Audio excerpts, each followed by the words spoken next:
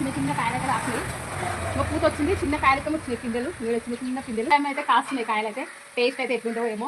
ఉగాది వరకు అయితే కొంచెం దగ్గర అయితే పిందెలు, ఇప్పుడైతే కొంచెం చిన్నగా ఉండే పిందెలు అయితే. ఫస్ట్ టైం అయితే మా మామిడి చెట్టు అయితే మామిడికాయలు అయితే వస్తున్నాయి. ఎండాకాలంలో అయితే ఫుల్ అయితే మామిడి పండ్లు ఉడకంగా వస్తాయి. అప్పుడు మామిడి పండ్లు ఉడకంగా వచ్చినప్పుడు వీడియో తీస్తా.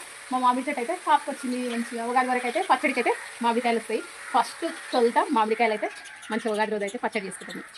ఇంకా చిన్న చిన్న కాయలు దగ్గర నుంచి చూపిస్తా. ఇంకా లోపలికి పైనకి బాగున్నాయి కానీ కనబడతలేవు. వీడియో అయితే ఇప్పుడైతే మా అమ్మ తీసినుండే నేను మాట్లాడినప్పుడు. ఇప్పుడు నేను తీస్తున్నా. ఈ చెట్టు షో చెట్టు మా అమ్మ ఎప్పుడో నాటింది. మస్తు పూలు వస్తుంది, భలే ఉంటుంది అసలు. వాడిపోనుకంగా వాడిపో పూలు అయితే.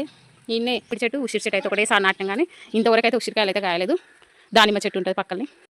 మా అమ్మ అయితే చింతకాయ పచ్చడి పెట్టింది. తీసుకోవని డబ్బాలు అయితే పెడుతుంది. మాకు చాలా ఇష్టం చింతకాయ పచ్చడి. నేను చిన్నప్పుడు అయితే భలే తినేదాన్ని అయితే చింతకాయ పచ్చడి. మాకైతే బలు ఉండేది. వెన్న వేసుకొని మంచి చింతకాయ పచ్చడి కలుపుకొని తినేదాన్ని. టేస్ట్ అయితే సూపర్ ఉంటుంది. అలాగే మిరపకాయలు సంచులు నింపుకున్నాం. బండి మీద తీసుకొని పోవాలి. మళ్ళీ అక్కియాడు మళ్ళీ వచ్చింది ఇంటికి. ఆ పిల్లల్ని వదిలేసుకొని నా ఎమ్మడి తిరుగుతున్నాడు. ఇంకొక కరేపాకు ఉడుకున్నది తింపింది మంచం మీద పెట్టింది. పడుకురు చూడాలి. మా అమ్మ మంచిగా బస్సు వేసి పెడితే బస్సుల నుంచి వచ్చి ఈడ కింద చల్లగా అనుకుని ఈడేమో నా ఎమ్మడి తిరుగుతుంది. లక్కియాడు ఆ పిల్లల్ని వదిలేసి నా ఎమ్మడి ఎందుకు వస్తున్నావు? 6 మంది పిల్లలు, ఒక బాబు, 5 మంది పాపలు.